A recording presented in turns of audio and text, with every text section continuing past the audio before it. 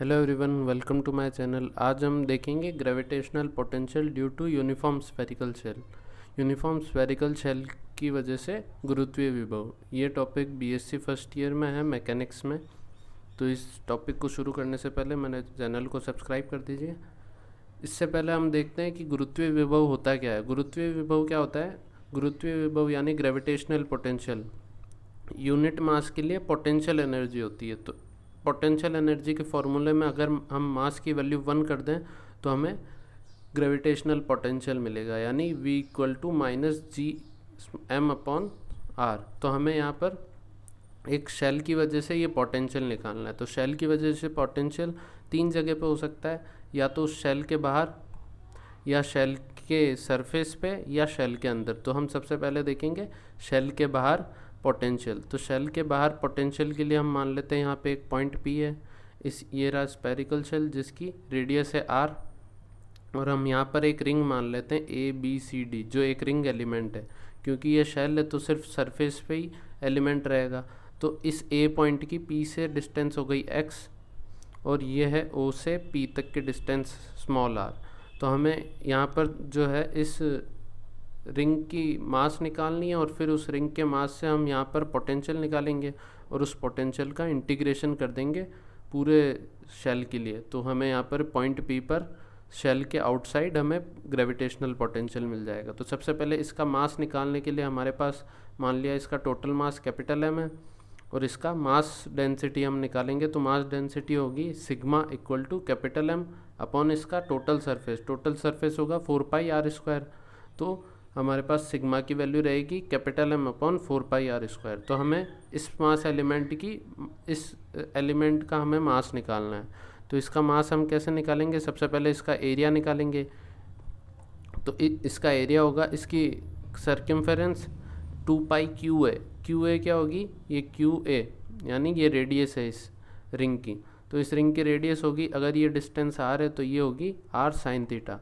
तो ये हो गई r sine theta, 2πr sine theta. और इसकी मोटाई यानी इसकी थिकनेस ये हो गई d थीटा। ये एंगल है और ये r इसकी रेडियस है, तो ये हो गया r d थीटा, यानी AD जो है इसकी मोटाई, थिकनेस है, जो हो गई r d थीटा। तो ये उसका वलय का यानी रिंग का एरिया हो गया। तो इस रिंग का मास अगर हमें निकालना है तो इसको, एरिया को हम अगर मास डेंसिटी यानी सिग्मा से मल्टीप्लाई कर देंगे तो हमारे पास मास आ जाएगा। तो 2πr² साइन थीटा जो इसका एरिया था उसको हमने सिग्मा से मल्टीप्लाई किया तो हमारे पास मास आ गया। अब हमें क्या चाहिए? ये डिस्टेंस चाहिए इस रिंग एलिमेंट की, यहाँ से x तक की डिस्टेंस। तो हम इसको कैसे निकालेंगे? ये जो हमारे पास ट्राइंगल है AQP, यहाँ पर हमारे पास AQ है हमारे पास r साइन थीटा, और हमें ये निकालना है। तो ये कैसे निकालेंगे? OQ क्या होगा? r cos theta. तो इस O से P तक की जो डिस्टेंस है स्मॉल r, उसमें से r cos थीटा अगर हम हटा देंगे तो हमारे पास ये डिस्टेंस आ जाएगी, और फिर हम पाइथागोरस थ्योरम लगा करके x निकाल लेंगे। तो वो होगी r small r minus r cos theta का square plus r sine theta का स्क्वायर। इन दोनों को जब आप ऐड करके उनका अंडर रूट करोगे तो हमें x मिलेगा। या फिर आप ऐसे भी कर सकते हो कोज्या नियम यानी कोसाइन फार्मूला से। तो cos theta equal to r plus small r square minus x² upon 2r। तो इस फार्मूला का जब आप डिफ्रेंशिएशन करोगे तो आपको साइन थीटा डी थीटा की वैल्यू मिलेगी x dx upon capital R small r। जो मैंने बताया उससे भी अगर आप ट्राई करोगे और उस फॉर्मूले से x की वैल्यू निकाल करके जब आप डिफ्रेंशिएशन करोगे तो आपको भी यही मिलेगा, sine theta D theta equal to x dx upon capital R small r।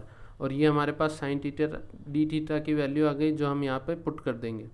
तो हमारे पास पोटेंशियल में साइन थीटा डी थीटा की वैल्यू हम यहाँ पे रख देंगे, और x की वैल्यू हम रखेंगे। x जो है यहाँ पर x dx है, ये एक x से एक x कैंसिल हो जाएगा। और जब हम इसका इंटीग्रेशन करेंगे, स्मॉल r की वैल्यू कहाँ से कहाँ तक चेंज होती है? स्मॉल r जो है ये यहाँ पर कैपिटल R, ये यहाँ से लेकर यहाँ तक चेंज हो सकती है, यानी स्मॉल r की वैल्यू r माइनस r से r प्लस r तक जा सकती है। सॉरी, ये यहाँ पर dx पे लिमिट है, यानी dx की जो वैल्यू है स्मॉल r माइनस r से लेके स्मॉल r कैपिटल R तक जा सकती है। यानी ये जो dx अभी यहाँ पर है, अगर ये dx यहाँ पे होता तो ये जो x डिस्टेंस होती तो ये x डिस्टेंस ये होती, यानी ये डिस्टेंस कितनी होती, small r minus capital R। और अगर यही जो एलिमेंट है यहाँ पर होगा n पॉइंट पर, तो ये जो पूरी डिस्टेंस होगी वो होगी small r plus capital R। तो यहाँ पर हम जो dx पे लिमिट लगाएंगे वो होगी small r minus r, small r plus r, और इसका इंटीग्रेशन करेंगे। इंटीग्रेशन करके जब लिमिट पुट करेंगे तो हमारे पास v आ जाएगा पोटेंशियल एक्सटर्नल वाला minus g capital M upon small r। तो यहाँ पर जब हम r की वैल्यू रखेंगे तो हमारे पास पोटेंशियल आ जाएगा। जैसे जैसे r बढ़ेगा पोटेंशियल घटता जाएगा, r इनफाइनाइट पे पोटेंशियल जीरो हो जाएगा।